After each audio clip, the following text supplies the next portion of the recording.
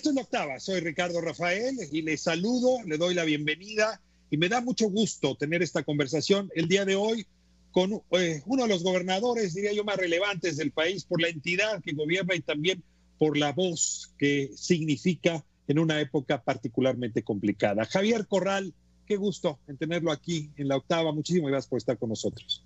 Al contrario, Ricardo, para mí es un motivo siempre de gusto conversar contigo, con todo el público de La Octava, y saludo a todo el equipo y por supuesto a toda la audiencia. Con mucho gusto desde mi despacho aquí en el Palacio de Gobierno de la ciudad de Chihuahua. Pues en estos días creo que se ha vuelto indispensable siempre preguntarnos primero cómo estamos en lo individual, en lo íntimo, en lo emocional, porque la presión es tanta, gobernador, que dependiendo cómo esté nuestro ánimo vamos a ser eficientes o no, generosos o no, capaces o no de salir de esta circunstancia. Así es que con esa pregunta comienzo. ¿Cómo se siente frente a este episodio que generacionalmente no nos imaginábamos íbamos a vivir?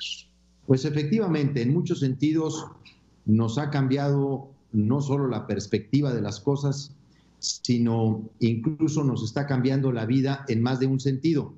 A veces, por supuesto, me siento abrumado cuando dimensiono y proyecto lo que va a venir, no solo en materia de la contingencia sanitaria, sino particularmente en el impacto que tendrá en la economía y la contracción de la economía.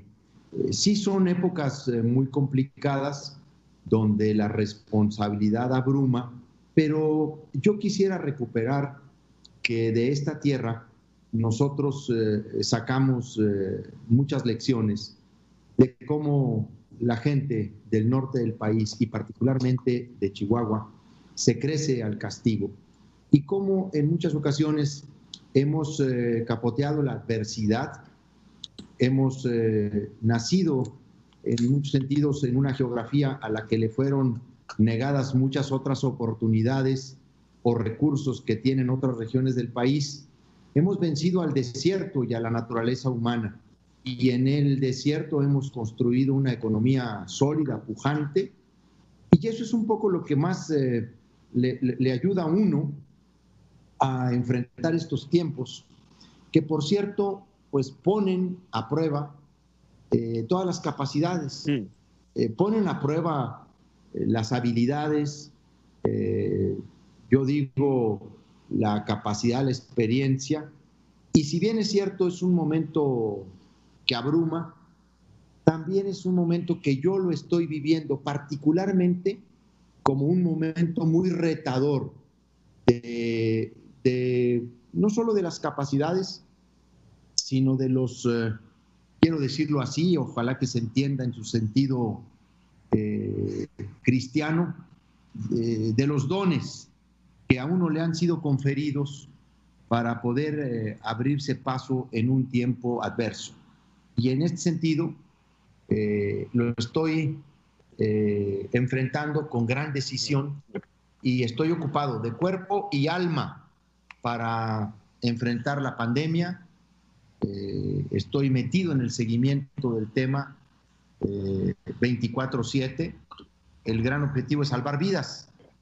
Y a mí tengo la impresión, y es quizá una lectura de hace algunos años que me tiene ahora tomado, de Pinker, que es este neurocientista que dice que pues nuestros mejores ángeles de la naturaleza surgen en estas épocas, pero también nuestros peores demonios, y mire que uno los ve danzar a unos y a otros. Y al mismo tiempo es cierto que estas crisis desnudan pues fallas que teníamos previamente. Uno de los temas que más nos han interesado a usted y a mí es el del federalismo, por razones distintas, pero hoy pues le está tocando vivir las fallas o los dones del federalismo, qué le toca a cada quien, cómo coordinarse, y no es un problema mexicano, ya vimos que incluso California ha amenazado con romper el pacto federal en los Estados Unidos, y bueno, pues a sus vecinos de Nuevo León, de Tamaulipas, de Coahuila, pues andan con esa tentación, lo invitaron a ir al baile de romper el pacto fiscal, se dijo recientemente que usted estaba de acuerdo y se sumaba, y sin embargo veo una declaración suya donde dice, este no es momento para ese pleito, resolvamos de la pandemia y luego hablamos del tema fiscal. No sabe cuánto le agradecería que me ayudara justamente a ver, pues, tanto los ángeles como los demonios del federalismo en esta época de la pandemia. Sí, dicen que las crisis, sobre todo las crisis humanitarias, sacan lo mejor y lo peor de las personas, y también sacan lo mejor y lo peor de los sistemas, de las naciones, de los grandes arreglos institucionales. Como en ninguna época está al desnudo la inequidad y la injusticia del pacto fiscal, del convenio de coordinación fiscal. Somos las entidades federativas las que estamos enfrentando con propios recursos la contingencia sanitaria. No hemos recibido un solo recurso adicional los estados del gobierno federal para responder en términos del equipamiento, de los insumos, la compra de medicamentos, de material de protección, etcétera, etcétera.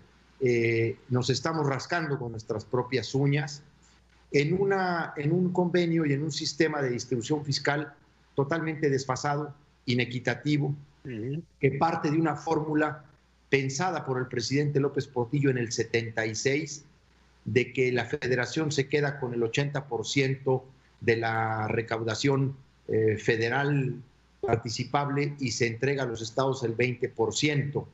De alguna manera el presidente López Portillo vive con nosotros todavía en materia fiscal. Y luego se agravó a la inequidad una profunda injusticia que fue el modelo que se desarrolló en el 2007 de redistribución de ese 20% entre los estados, donde el criterio poblacional, Ricardo, quedó como el preponderante y no otros criterios que tienen que ser tomados en cuenta de una mejor manera, como la competitividad de los estados, la capacidad de recaudación propia, de territorio, de inversión, de dispersión territorial, etcétera, etcétera. Todo eso que hemos denunciado a lo largo de muchos años, bueno, yo lo denuncié desde el mismo día que tomé protesta como gobernador de Chihuahua.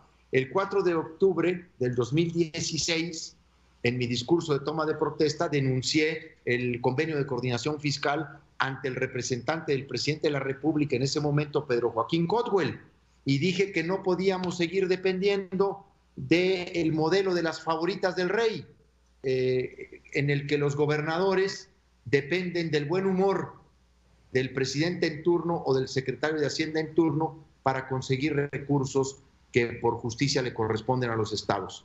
Diciendo todo eso y habiendo dicho que esta crisis ha desnudado uno de los demonios del arreglo interinstitucional, que es el vetusto pacto fiscal, también digo que no es el momento de amagar con la ruptura como yo lo he hecho en otras ocasiones.